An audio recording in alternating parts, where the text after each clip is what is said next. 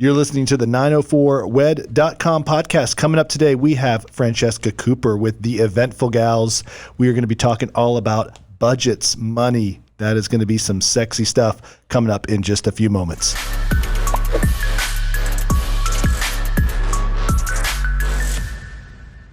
You are listening to the 904wed.com podcast. I am Wes Benwick with jaxhomes.com. That is who is bringing this podcast to you. If you are a bride or groom, if you are newly engaged, if you are getting married anytime in the near future, buy or sell your home with jaxhomes.com. We will help pay for a part of your wedding. Joining me today is my co-host, Kevin Toast, DJ, owner, operator with Party Solution, not Solutions. There's only one. Entertainment. How are you doing, Kevin? Good morning, Wes. Feeling great today. I'm excited about today. You're going to talk money today. We are going to talk money. The most dreaded conversation that a bride has to have is about money, and we've got just the person today to talk about money. She's going to be real. We have the very real Francesca Cooper with the Eventful Gals. The Francesca Cooper. The Francesca Cooper. Thank you. And weddings are all you do. They are 90% of what I do.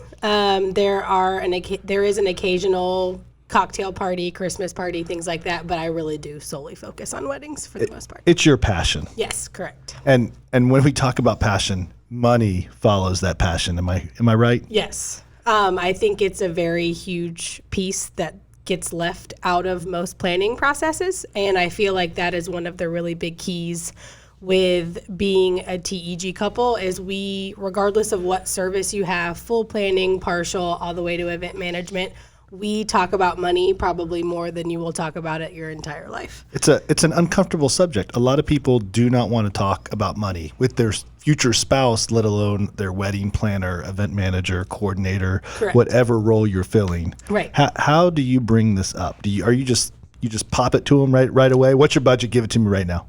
So typically a TEG client will go through about 3 full budgets. So in the beginning of the planning process for everyone, regardless if you have a planner or not, is an extreme version of sticker shock. Even if you have $10,000 all the way to $150,000, even $1 million. You don't do this for a living. You have no idea what any of these things cost. So the initial part of your engagement is usually wasted in complete standstill of learning what all of these things are going to cost you. What does the word budget mean exactly? Like it's thrown around everywhere. I'm on a budget. You're on a budget. Give me your budget. What does it mean? So budget is literally just an allocated amount of money. It does not mean brides, couples, grooms, families have adapted that budget is equivalent to the word cheap. Affordable. Reasonable. Reasonably priced is my utmost favorite horrendous saying ever. It should be thrown out with the garbage. It's awful. Are you reasonably priced, Kevin? I think that I'm reasonably priced for this market for the No, you don't. What I offer, but I just don't like the term. It just means something different to everybody. Everybody has very different needs, and they also have very different budgets. So reasonably priced is so much of a variable that it shouldn't even be a consistent saying in wedding planning. I need a wedding planner that's reasonably priced, but I have a 300 guest count wedding with 3 locations and drop-off catering, which requires a full staff, versus somebody getting married at a all-inclusive venue with 70 people wanting somebody that's reasonably priced. Those two things mean completely separate price points. I feel like even the term budget is such a variable now. It's used so vastly and so widely. We want every bride to have a budget. Everyone, whether Correct. it's $1 million or it's $10,000, Right. we They want all you to have do a budget. So I call it the freak out number because when we talk about budgets initially, couples, even if they've talked to their parents, sometimes their dads and mothers, grandparents are on the phone with me when we have these conversations because it's very much a big pot normally. With who is paying for what we're allocating, what's in the budget and what's not. That's one thing that's always very intriguing to me is we talk about a wedding budget. For some families, that literally just means ceremony and reception cost.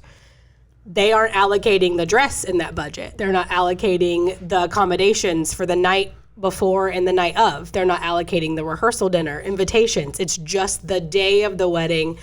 This is what we're budgeting. So getting to learn that much about your couples, you learn if there is a reserve stash of money somewhere, with being able to determine what their priorities are. So the reason I say that TEG brides and couples usually go through 3 budgets is they give me the initial number. Where does that come from? Where does the initial number come from? The initial number comes from just the very first conversation. Like that number that they talked about where we sat around the dinner table and mom was like, okay, let's not spend over $30,000. That's that first number that gets thrown So the out. conversation with the parents first. I always encourage them to talk to their parents first. I've got to ask this question, especially in today's world, right? When things aren't as traditional as they used to be. Are parents still paying the bride's parents most of the wedding? What's happening nowadays? There's definitely a shift. I, of course, am a mother of boys, and I very much intend to help pay for my son's weddings.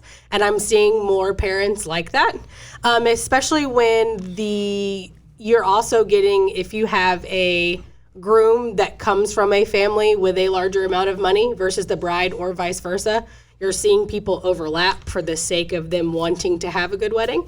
I feel like now we're seeing a lot of the couple actually paying for their own wedding. We have the biggest population of couples buying houses before weddings, getting master's degrees, PhDs. Some are even choosing to have children before they get married and everything else. So we're dealing with a lot more 26 to 36-year-old couples that know exactly what they want. If mom and dad aren't going to pay for it, they're going to do it because nobody's going to tell them no, which is not necessarily a bad thing. Is anyone taking out a loan for their wedding? I feel that is a huge variable for every couple.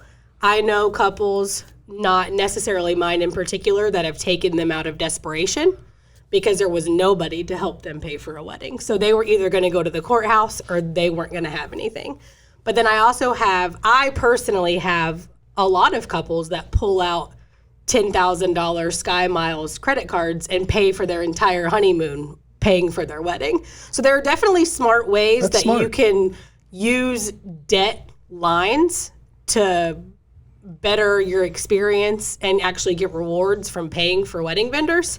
I have not experienced a couple myself that went to the bank, pulled out a $25,000 loan just because they couldn't afford it. Anybody that's ever pulled out a loan, it was a strategic plan, and that was exactly what they planned to do from the get-go. How awkward is this conversation with a client?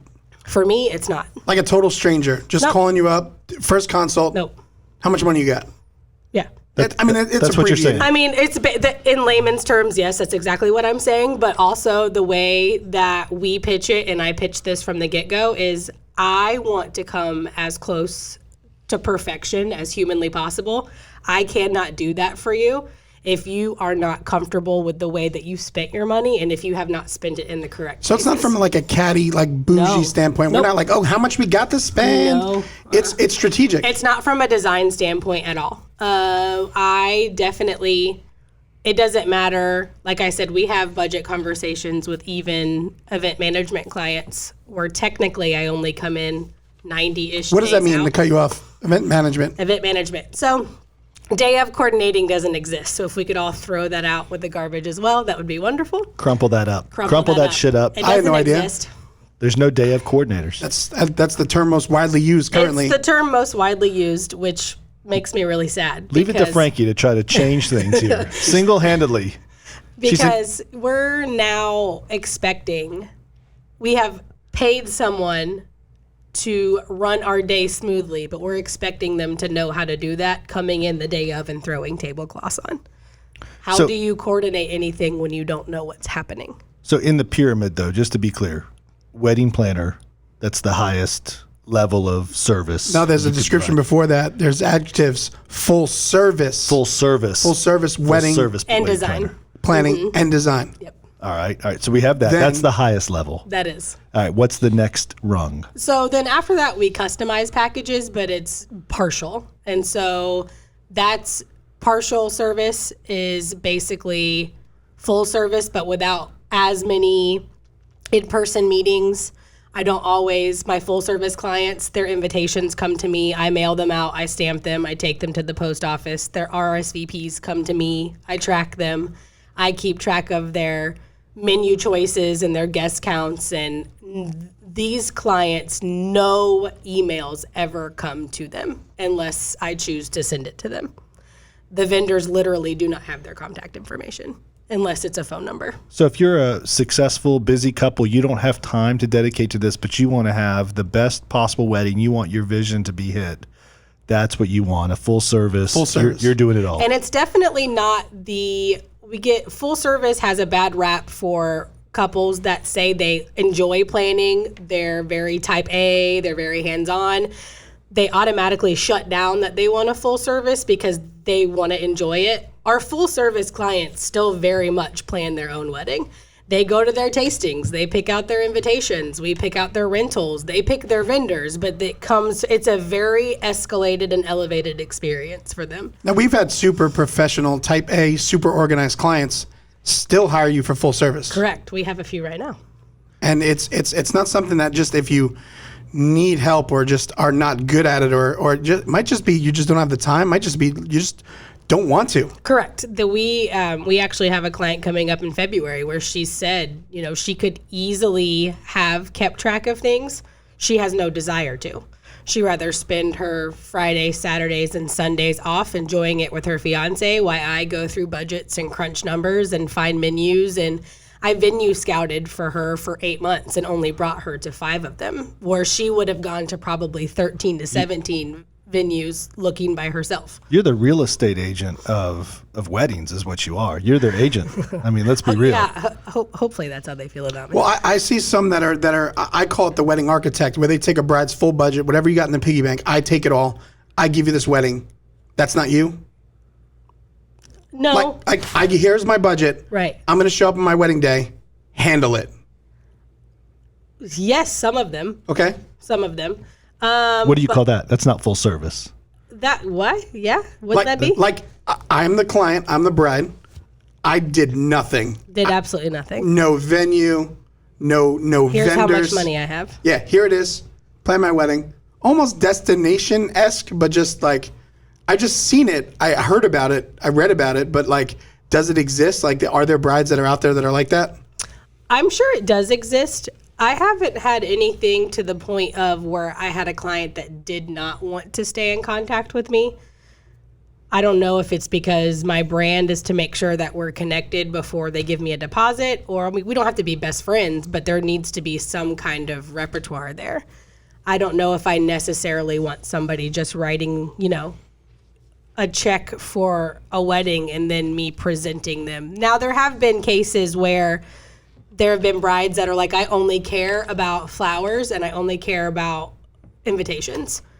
So present me with the rest of these items, and then them and the fiance would choose those, but I would do all of the back end work. So they still have to make the decisions regardless. So full service, and then partial is just a variation. It's a variation. Right, and then event management. Event management. So TEG's event management might be slightly different than other event managements. That's every different company's prerogative to how they want to use their base service. But it's a term that's coming out now that brides It's coming should out be aware now. of. Yes, they should be aware of it because, like I said, day of coordination is complete crap. So, complete. We're going to talk about why it's complete crap, but I have one important question Yes. before we take a break. Are happy endings always included? Yes, Always. always. Use the Eventful gals. Use TG. You're always Happily getting ever after. a happy ending. So, and I've got to ask. I think this is probably one of the biggest myths or misconceptions out there. If you're a bride, we know you need your budget.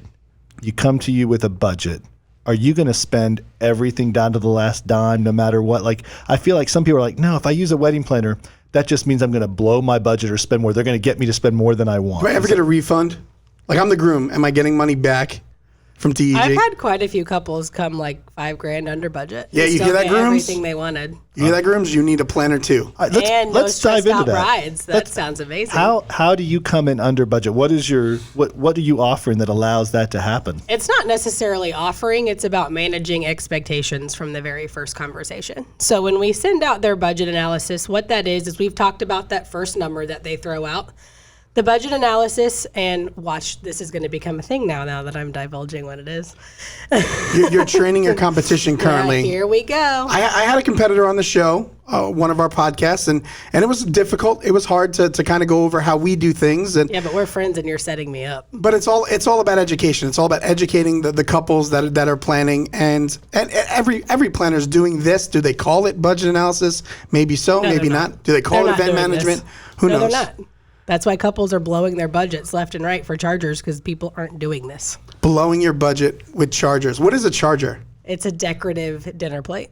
Is it really necessary? It's not necessary. Like the wedding will happen without it. It, of course, is a very nice touch, and it makes a big difference. And it's one, depending on what style charger you rent, it can be a very inexpensive pop. It's cute.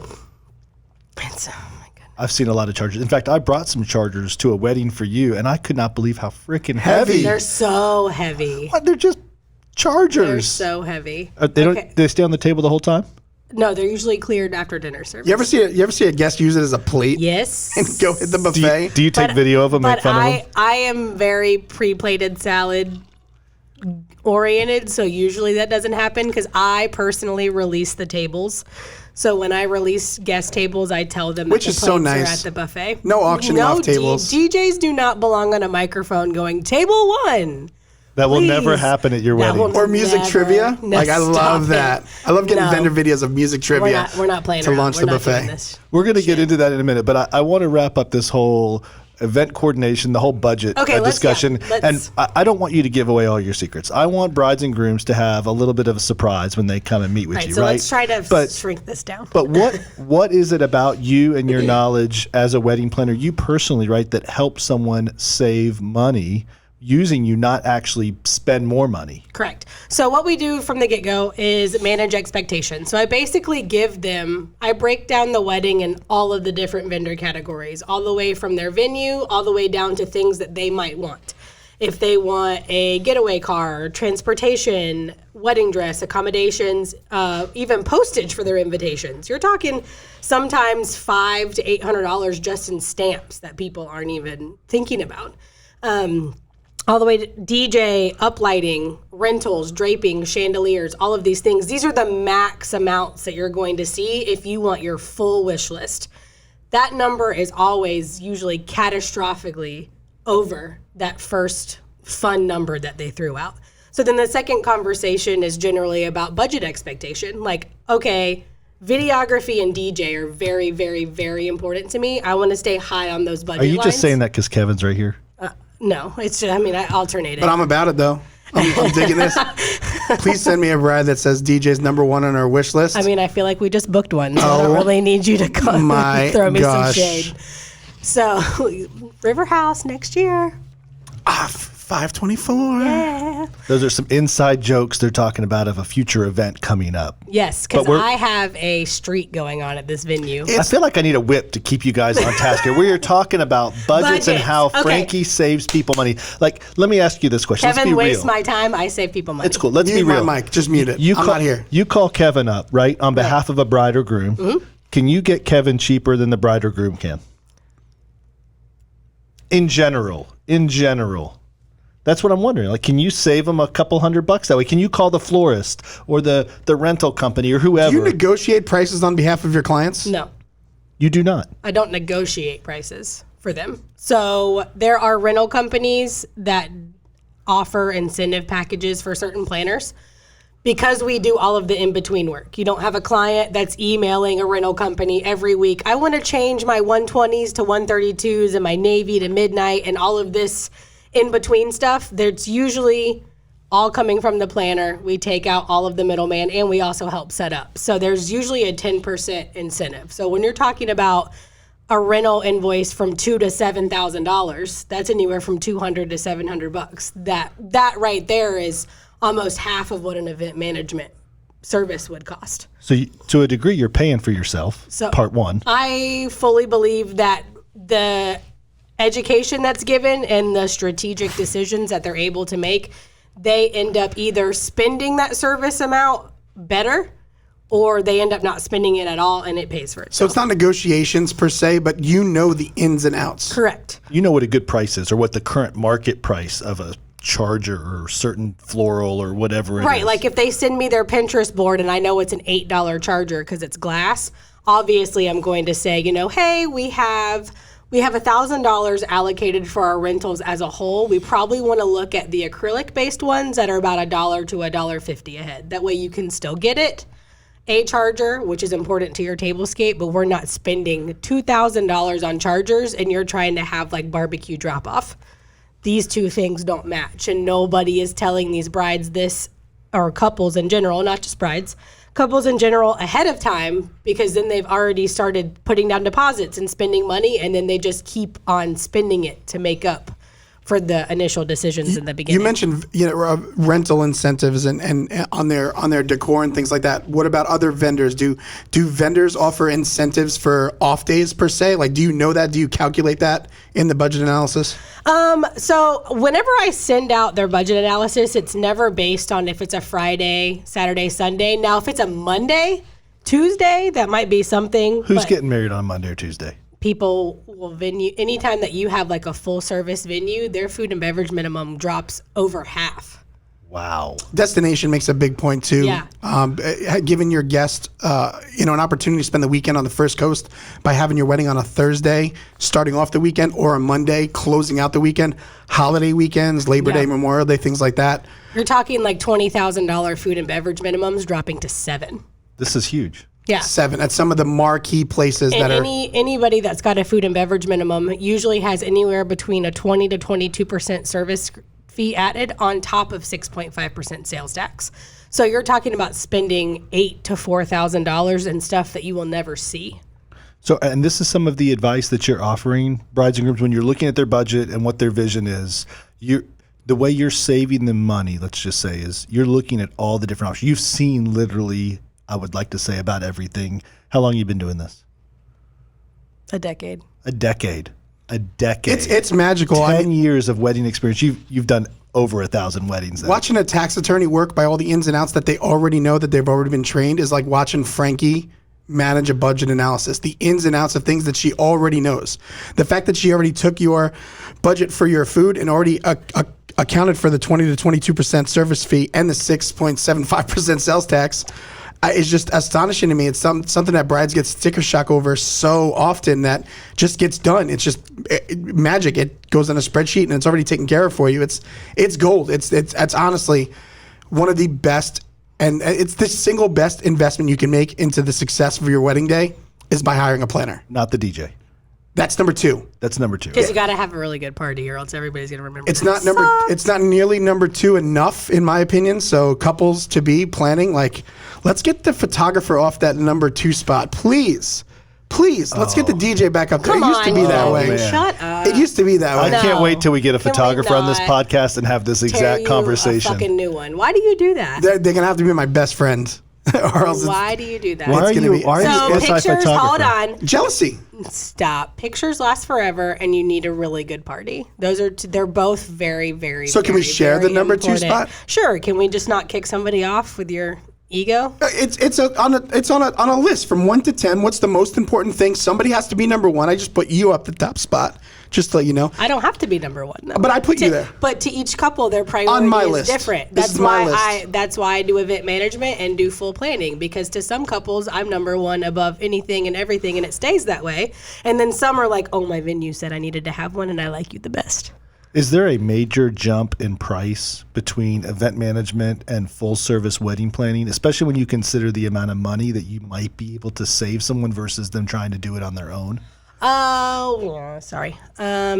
So it's a jump, but that's why we do the customized package option, because obviously I don't like couples feeling like they have to bend their needs into 3 tiers: full, partial, event management. Sometimes it's very, very much in the middle.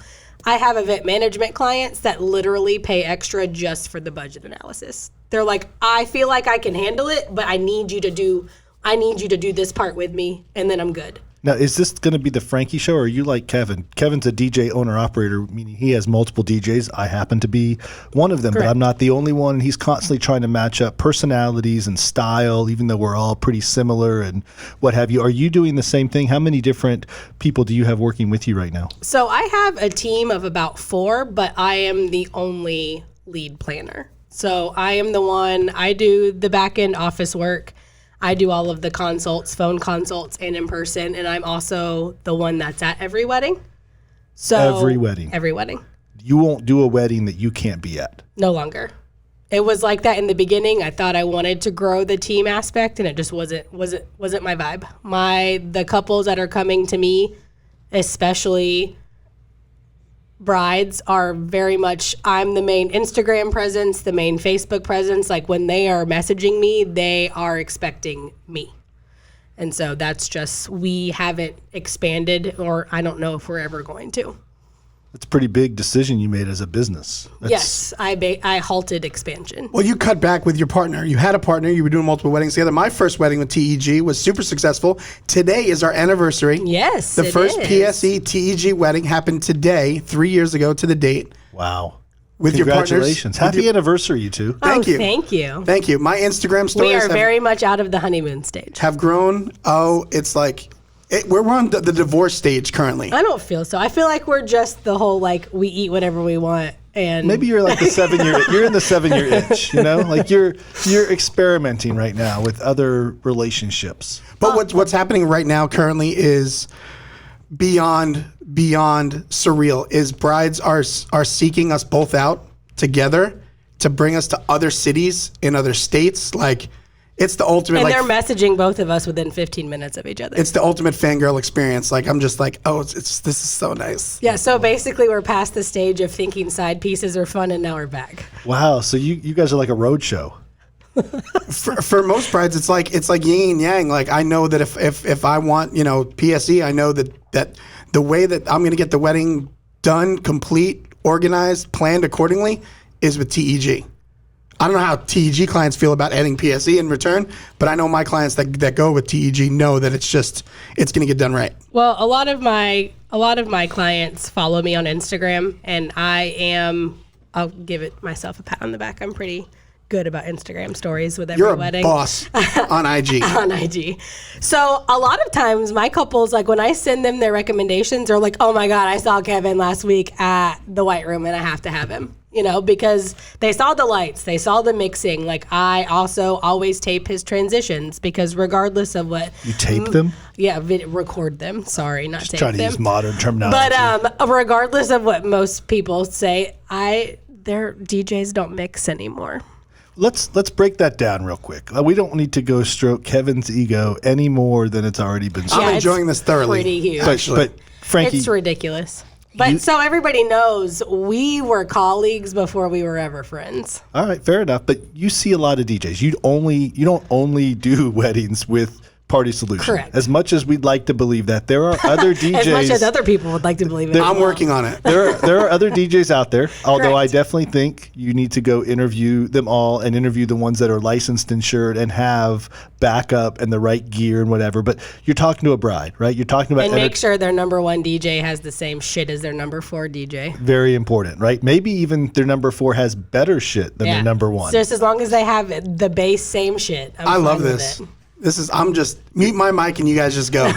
I am good. So you see a lot of DJs out there, I right? do. I want to get it real, because I don't have the privilege of going. I'm not in the wedding circuit, right? If I'm going to a wedding, I'm probably going to be the DJ, or I'm going helping Kevin with lighting or whatever. So I don't see the competition like you do, right? Mm-hmm. What are you seeing out there? What do brides need to think about when it comes to their DJ or even their band, that kind of musical entertainment? So a lot of times I feel that couples are strictly price shopping DJs. It doesn't necessarily so much happen with bands, at least not with mine, because from the get-go, some of the best bands in the region are upwards 5, 7, 9, 11, 14K. Wow. Yes. And you're talking, and this is another thing that couples usually don't think about with bands. Some of them require a stage. They have a rider where they have to have certain amounts of bottled water, a coffee station. They have to eat at a certain time. You're talking about fitting in a production into another production. A band is a production. They do this for a living. They have road guys and managers and all of this stuff. So bands don't necessarily get price shopped as often. DJs almost solely get price shopped, from what I've noticed. It's basically, this is where I'm getting married. Most couples don't even know how many setups they need, which is really important into going into pricing. If you have a ceremony in a different location, cocktail hour in another location, and you want dinner music, we're talking 3 locations, that's never going to be base price. Yeah, you don't want to see your DJ in today's world, right? Hauling gear from one location to another, No, that's following your guests unacceptable. around like it's some No. traveling circus. It should already all be set up upon arrival. Just to clear it up for the haters in the back, right? Every bride that gets a TEG budget analysis, Right. with the DJ category within their budget, Correct. is PSE the only one on there? No, the budget I send out DJ wise is always going to take into consideration the venue, if we already have one. Locations. And then also how many locations. So these are all the questions I ask them in our initial phone consult. So I'm never sending out a budget analysis being completely in the dark. Right. So I'm taking into, do we know if they want a custom front board? Do we know if they need multiple locations? Do we know if they want full room uplighting? Do we know if they want a monogram? Do we know if they need ceremony mics? Do we know any of this stuff? So that price that's going out is for like the Mac Daddy, this is the most that you can have. And in my mind, when I send that out, there are 3 different DJs that can give that to them. All right, that's pretty good. 3 DJs. So are you doing that with all your vendors too? Is it always 3? Can you count on that, or how do you? Why 3? It's not, 3 is not the magic number. So when it comes to like photo and video, that is very much a heavily influenced client. That they decide that. I basically find out their style, what they like. Are we talking natural light? Are we talking deep contrast? Are we moody? Are we grainy? Are we like, there's so many different things. And there's too many of them for a couple to ever know who is all in the region that's available. So once we figure out the styles, then we start sending them sample galleries, we start sending them sample videos, but the clients make those decisions themselves. Photo and video is something that they have to decide. It is very personal. They have these things forever. They never forget about them. Like, they have to pick those. We just kind of guide them in that direction that we know. Price point, of course. Like, if I have a $10,000 photographer that I know that they're going to love and they said they don't want to spend over 4, this is this photographer, but she's going to put you $6,000 over. So if you want her, that's fine, but where else are we going to cut? Well, I don't want to cut anywhere else. You just made your decision for yourself. You can't call it a favor and get a discount? There's no calling in favors. There's no calling in favors. You So hear the, that? the brides are planning their own weddings with TEG. They are still planning. Couples plan their weddings. Their recommendations. You're not just telling them, hey, Kevin's your DJ. Absolutely not. Here you go. It's Party Solution. Nope. Here's How many brides have I recommended where they still had to meet you first? It's not a locked and loaded type deal. It's just not. It's not what the industry thinks currently. It's just every bride's getting options for every category. They should get options. from catering, officiants, Correct. florals. And catering, it always, asking what type of food they want, what type of environment they want. If they want, That's a whole nother chapter. it's a whole nother. We're going to like, get into it's- that. Yeah. We're going to talk about food and catering because I know that other than DJing, Kevin loves talking about food. Yeah, but you are definitely. from that business. So, right. And then when it comes down to like budget analysis and giving them options, their personalities have a lot to do with it as well. Their guest counts have a lot to do with it. Kevin doesn't match with everybody. I don't match with everybody. That's why, I usually end up doing anywhere from 30 to 37 weddings a year because 20 other brides decided that I wasn't the planner for them. And there's nothing wrong with that. But so we're trying to make sure that TEG couples, the reason that their weddings are so amazing and that they get to feel the joy that they feel is because they walk into that space the day of and they're like, this is exactly what I wanted. And dad isn't like crying in a corner because he's got unexpected checks to write that nobody knew about. And it's just turned into this fiasco. Weddings as a whole are amazing, but poorly done weddings, not necessarily planned, just poorly executed, budget-wise, any of that, it turns into a very big, stressful day for family. Yeah, it makes you almost wish you didn't get married at that point. Correct. It's so And that's a very real feeling, and it happens every single weekend. And you do your best. If not, that's your sole mission to prevent that, I assume. I saw it a lot more in the beginning of my career. Well, you know, obviously when you're still learning, it doesn't happen to me anymore. It's gut wrenching when you see a bride leave her day and you can just tell she's not happy. She's not off to happily I ever haven't after. had a not happy one in a very, very, very long time once I escalated and rebranded and all of that. But so Kevin, as a DJ going out, having a team as well as you see it now way more than I see it. We could talk I don't about know. budget You can over always and talk over about again. money. We can always talk. You're all about the money. I'm all about the money. Well, in how a good way, not necessarily just spending it, but just knowing that you're spending it in the right places. And there's a way you can also save people money. So using TEG does not mean you're going to bust your budget. In fact, you have actually saved people money compared to what they were expecting to spend. Correct. It depends on different scenarios, different visions. Well, and people also view saving money differently. Some people view saving money as in, I hired a planner, and so I didn't make very expensive mistakes. So in their mind, they see that as saving money. Not necessarily, here's a $7,000 invoice and a planner saved me $3,000. It's not necessarily always so cut and dry. Sometimes people base pricing and money and experience on not making very, very big decisions wrong. Managing expectations is the best way to put it. Yeah. What is the craziest request you've ever seen in a budget? There's one of the biggest ones is trying to fit a guest count in a venue it doesn't fit. And Is that a problem? yes, Does it happen all the time. frequently? Yeah. And it's not the couple's fault. A venue's job is to sell the venue. Give it to us real, Frank. Yeah, we're not sugarcoating you. I know. All right. So a venue's job is to sell the venue. It's not necessarily to sell the client their wedding. The planner wants to sell you your wedding, how you want your wedding, how you want it to feel, how you want it to look, how you want to experience it, and what you want to spend. Venues want to sell you the venue. So who do you trust? You're saying don't trust the venue when they say it can hold 200 people? I'm not saying don't trust the venue because there are a lot of very honest venues. There are just a lot of non-honest venues. How do you know? Hire a planner. Hire a planner? Hire a planner. right I've there. had multiple couples come to me and say, "Oh, I have this venue, and they said it can fit 250, but we want a band and we want a statement bar." So when I say statement bar, like we're bringing in a bar from Beachview, All About Events, Lux, like it's coming from a rental company. Name drop. And we have She's name dropping, isn't she? I named I'm here all for of it. them. Just okay. give it It's to all us right. raw. And we have bar backs and we have florals. And so I know that that's going to eat up 10 feet of space just in the bar. A stage is going to eat up 16 feet. And now your venue has now told you that you can do 250 people, but they're not counting a dance floor. They're not counting a bar. Or if you want a second bar, or if you have a photo booth, or if you want buffet instead of plated.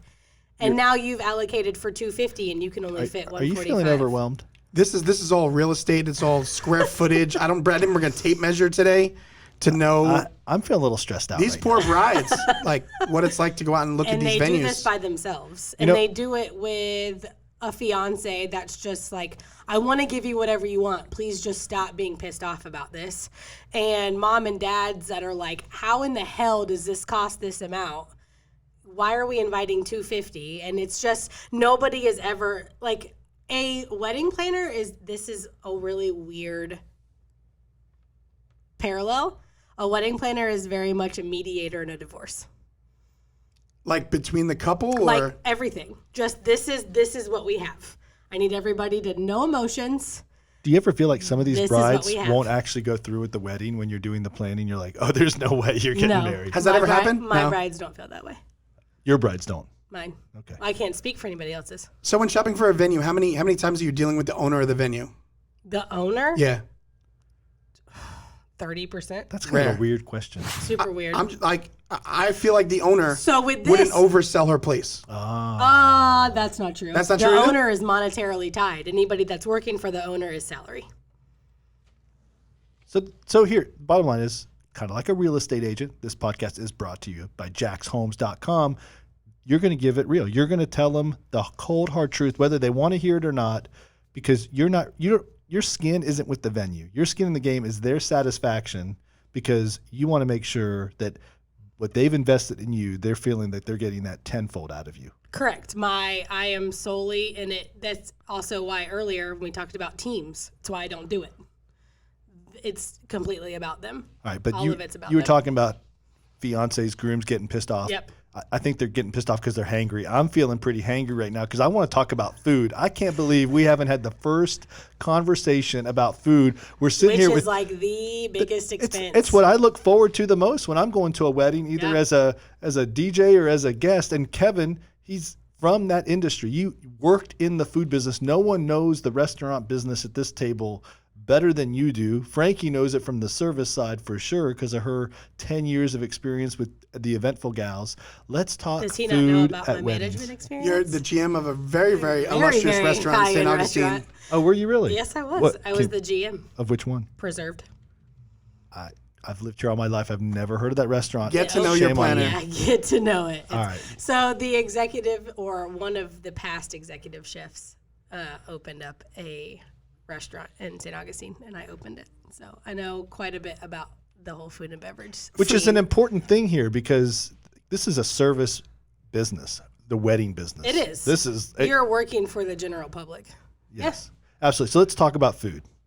There's going to be some opinions here that I can't wait to hear about. Food and sticker shock are hand in hand. Yes. You don't know what it takes to feed No. 100 people. Nope. Here's my thing. Think about the cheapest restaurant that you go to. I'm not talking like Stay tuned. $2 tacos and things like that. Even if you go to Sonny's Barbecue, you can't even get a big deal for less than $9. How do you feel about barbecue at weddings? I don't have a feeling about it. I more, as in the style of food, I have very strong feelings about it, how it's presented. All right, so it's not really about the not type about of the food. food. It's the presentment of the food. Yeah, and it's not, and I'm not Presentation. talking, I'm not even talking plate presentation. I'm talking, are we doing drop-offs at weddings are unacceptable. Let's talk what that is. This is not So- what you think maybe, right? So drop-offs at weddings, it should never be acceptable for anybody to drop off food and go. Drop and go. Drop and go food Is a no. is unacceptable. Bite Squad, No. Grubhub, It is- whatever they call it, does No, not even- belong at your wedding. Even restaurants like that are offering wedding catering and the couples don't want to pay for service, drop and go food is dangerous. It is getting dropped an hour before the ceremony and it is staying at non-temp for hours. From the food industry, food temperature is How is a that even huge thing. allowed? It's allowed. How? It's because there's nobody there. Half of these venues don't even have anybody working. There's no regulations. Yeah, it doesn't even nothing. come back on them. They delivered it, and if 5 hours later it gets consumed. Yeah. Like I had a brunch wedding once, and I had eggs sitting out on a buffet, no sternos. No Drop and go. Because there's nobody to put the chafing dishes, light a sterno, serve it. There's no proper utensils. There's no staff. There's nothing. These places are dropping off this food and letting guests just have at it. And brides are like, okay, that's cool because it's $8 a head. And they're saving the service charge of the 20% is what they're ultimately really trying to do. So this is why I don't see this as much, because in my initial consultation, if I were to have a couple that said that that's what they wanted to do, I personally would charge them staff. Like that, I won't have that happen at my wedding. Period. Period.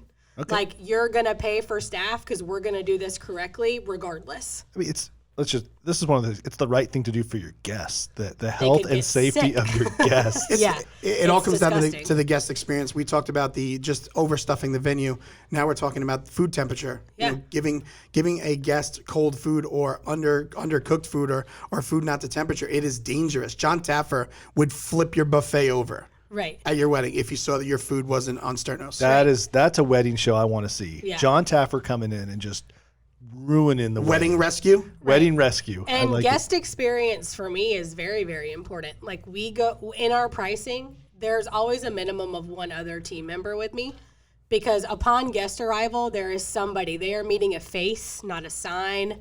This is guest book. This is gifts. This is where ceremony is to answer questions, bathroom, water fountain, whatever, because all of that attributes to how that couple feels about their day when they're at brunch and they're around 30 people and nobody's bitching about how upset they were at their wedding. That also is money. So I really thought when you were talking about food presentment, we were going to talk about buffet versus plated versus action station. Is that so many things? What do you give it to me raw, Frankie? What are your feelings there? So my favorite combination is a buffet with a pre-plated salad. It is not for my couples that are very particular about their place settings. So we have couples that want a menu and place cards, and they're very, very particular about how every setting is. Pre-plated salad is not for them.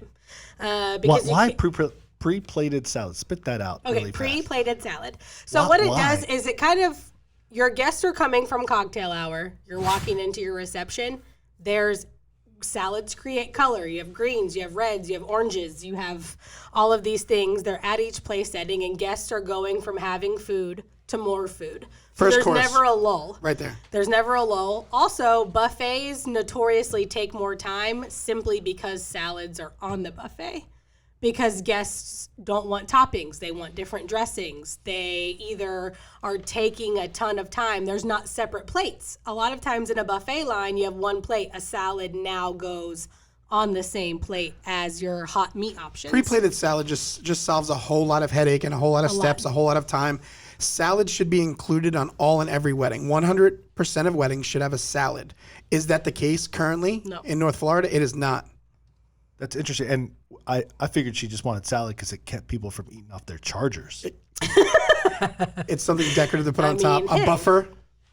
And it's also color that they've already paid for. So if you have a client that's like, you know what, I just want candles and greenery, maybe the floral budget isn't insanely high, this is an added pop of something. It automatically brings elegance in a place that there would normally not be. Have you ever taken a budget away from flowers and put it towards salad to get greenery on the table? Well, buffets cost the same regardless if there's a pre-plated salad.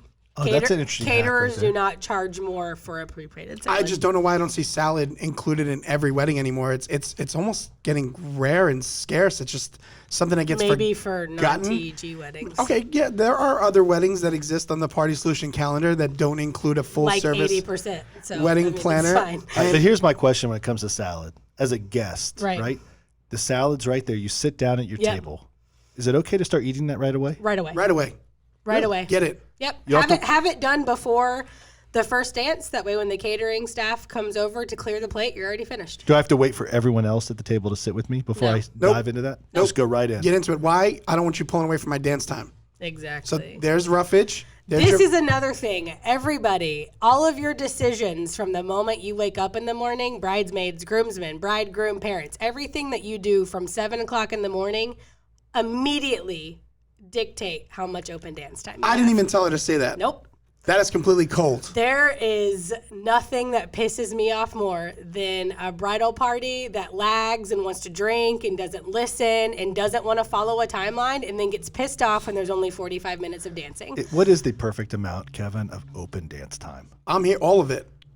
Whenever's allotted, it. I'll take it all. It's our job. It's our time to shine.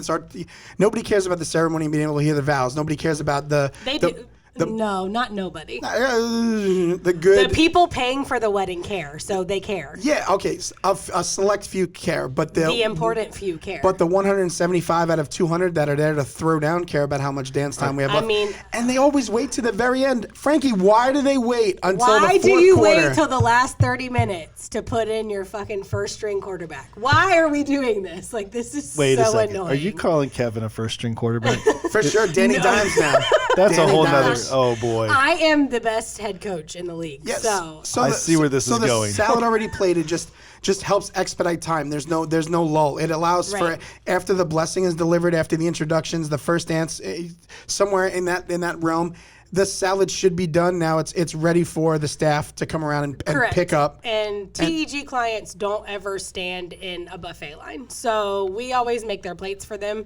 So once we make their plates, it's always amazing for all of family tables, bridal party tables, wherever. are completed with their salad, and then we immediately just start pumping out all of the guest tables, and It's the the line flow. goes really smooth. We It want just it- we creates want a it to flow roll. the entire day. We want it to roll. So the first course being plated, it's done. It's out of the way. Now, noted, if you decide to not do pre-plated and I'm your planner, it's fine. I can't speak for the rest of you.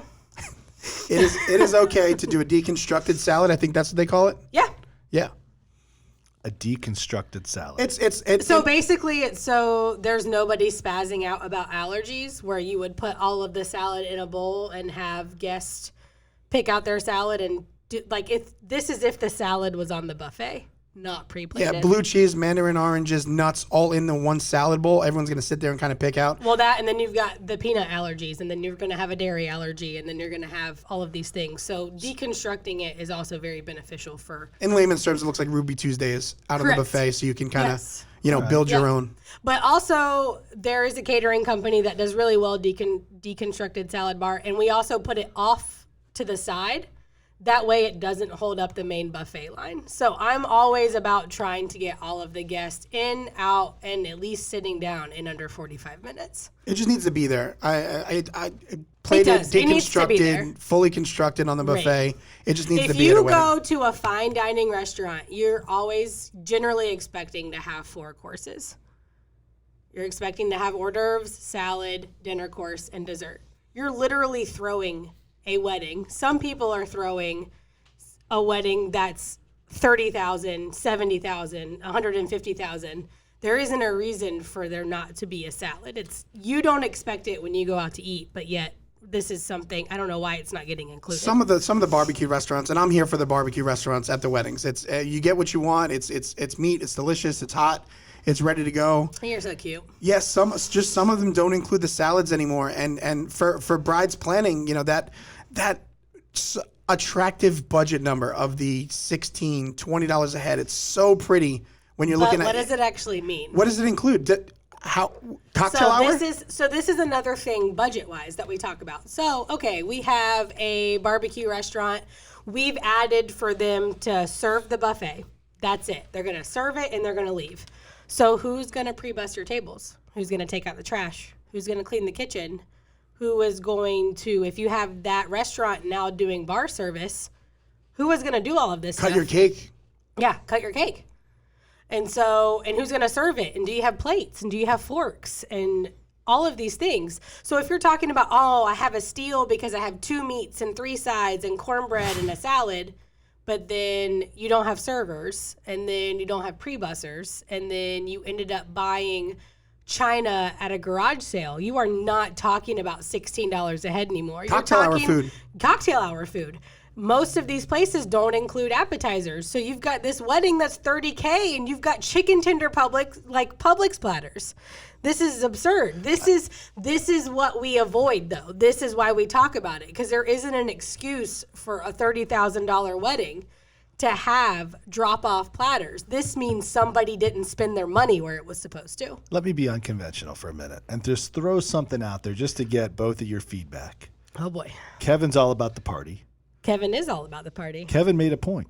A lot of people are coming to the ceremony because it's a formality, it's expected, Correct. it's the socially appropriate thing to do. But what if you did an unwedding? What if you just threw one hell of a party and you had some past hors d'oeuvres because you didn't do it during dinner hour? You kind of started it after, and you did the ceremony, let's say earlier in the day, and you did this I've done that. to be different, but also Yeah. to save money. Can this be done? Is this okay? Oh yeah, absolutely. I've had plenty of couples that had private ceremonies and then just had basically receptions. Cocktail style receptions. Not a lot of seating for everybody. There's Right. not tables and chairs for absolutely everybody. I'm not a huge advocate for cocktail style receptions as a whole if we're doing ceremony and reception. But if we're just doing like the reception portion, I think it can easily be done. I think that's really interesting. That's some of the interesting conversation that someone can have with you Correct. as a wedding planner. Yeah. You can't have these conversations by yourself without having some expert in there. And it's not necessarily that I don't think that a wedding can be successful without a wedding planner, because there have been many. I just think that it's hard. Like, for instance, you're in real estate. I just built a house last year. It's basically like walking into the design center. Oh my God. Oh, the design center. Okay, so the design center is a Pinterest board. Okay. And the pricing sheet that they send you is your budget analysis from TEG. And so, unlike builders, your design center person wants you to max out whatever number. Right. I do not. That's a perfect reference. I do And not. I think that's the big misconception. The number one most important thing to Kevin is the party. He's a little greedy, right, when it comes to Always. the party. Let's talk about that. Talk to me about the party, Kevin. And Frankie, let's be real. Like, how much time does Kevin really need as the DJ, or any DJ for that matter, to throw a good party? Well, it really depends on venue time.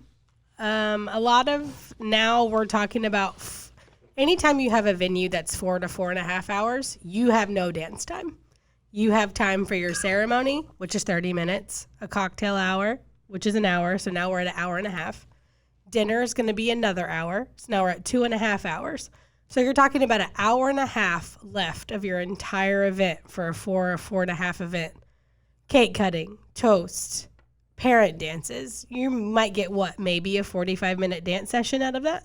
Maybe. If nothing goes wrong, you'll get that. And then you still have your last dance as a couple by yourself and your exit. I mean, your entire day is gone if you have 4 and 4.5 hours. Yeah, 45 minutes if you have a sparkler exit or a grand exit plan. That usually takes about 15 minutes out of that 45 to get that organized, set up, and done.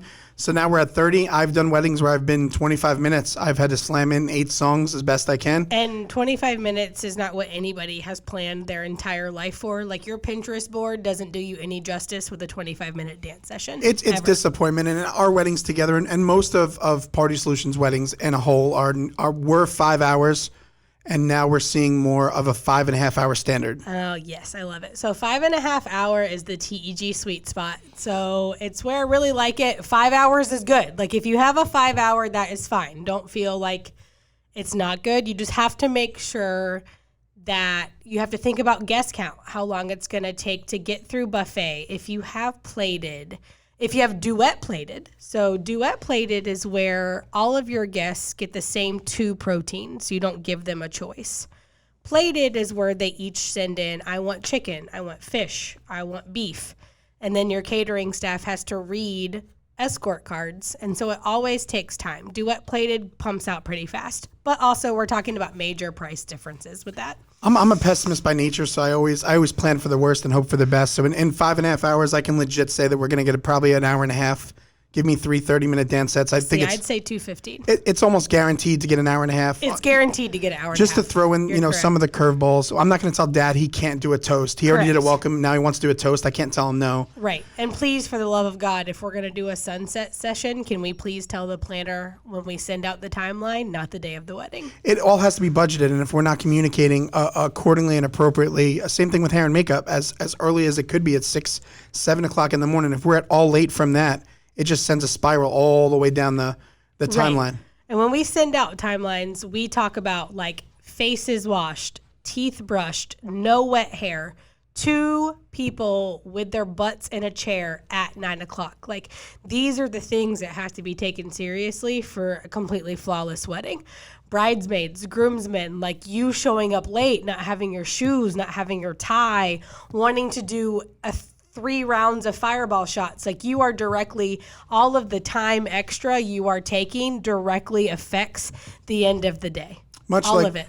Much like budgeting the money, the monetary side of Right. it, budgeting your time on the day is another thing that I think the planners don't, fully get enough credit for in organizing a bride's day, even in her entire weekend. I'm sorry. I can date it back to her rehearsal from when she might be checking into her B&B or her hotel. So budgeting her time all the way out through the weekend to make sure she gets the most out of her budget monetarily, and make sure she gets the most out of her time budgeted correctly. Right. And it's sometimes when the whole Facebook, Instagram, like kind of world with tagging people and this, that, and the other, why sometimes vendors are like, why do I need to tag the planner in a picture of her shoes?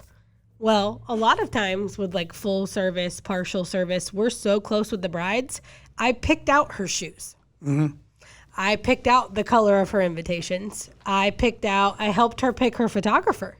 Sometimes I'm the reason that a vendor is there. But the B&B where the photos taking place. I have chosen the Airbnb. I have made the entire schedule. Whenever you're talking about an elite style of a wedding planner because there are a lot of different versions, and it's super unfortunate. And it's like that with every craft. You're always not getting what you think you're getting, and it sucks. But I can only speak for what I do for my clients. So mostly for my clients, even event management, I am making a schedule for them from the second they open their eyes all the way till they leave at the end of that night. Like, I deserve credit for that entire day. Everything that happens has usually happened because of me, or the way it has happened is because of me. Like, that is how invested. It's not just the reception. It's not just the vows. It's not just the room reveal. It is all of it, because your couple can't feel good unless they feel good the entire day. You love you some room reveals. I fucking love room reveals. Like, and my couples love room reveals. And if the timeline is not budgeted accordingly, if we're late in any kind of way, you might get robbed of your room reveal. Well, it's not necessarily me. Like, I ask the couples if they want them. Like, it's not mandatory to have a room reveal, but a lot of times you're talking about clients that have spent $30,000 to $80,000. Like, they want to know what the room looks like before guests come and friggin' ruin it all. Right, they don't want to just see a picture. They want to feel it. They don't want to feel it. They want to have, and that's one thing, that comes into preferred vendors list and client experience. Like Kevin, he will literally, we talk about the song that we're going to play for a room reveal. Like, that's how down to the smallest detail we get with our clients. Because we literally, this wedding, they're never going to get this back. They're going to go on to buying houses, having babies if they choose to, having dogs, cats, whatever. They are never going to have this wedding day ever again. Elegance, so the smallest thing and is so important. We're trying to pull tears, much like the florist is. So important. Like, what, last room reveal, I was off in the corner sobbing like a little bitch. Like, it was ridiculous. On some of the big ones, you definitely get caught up. Sob, yeah. It's like The Young and the Restless, real life. There are people that want their forever home. There are people that want their forever wedding. That is what this is all about. Planning it to a T, right? Making this a once and done. And this podcast is a once and done. But we will be back. We have more to talk about on future podcasts with Frankie, with the Eventful Gals. Kevin, as always, it is so much fun having you as my co-host on this 904wed.com podcast. Thank you, Wes. Thank you. Brought to you by jackshomes.com. If you're a bride or groom, you're looking to get married, buy or sell your home, buy or sell your parents' home with jackshomes.com. So they can pay for your wedding. That's right. And we will also help pay for your wedding. Not all of it, but a part of it, because we are all about love. We'll catch you on our next podcast.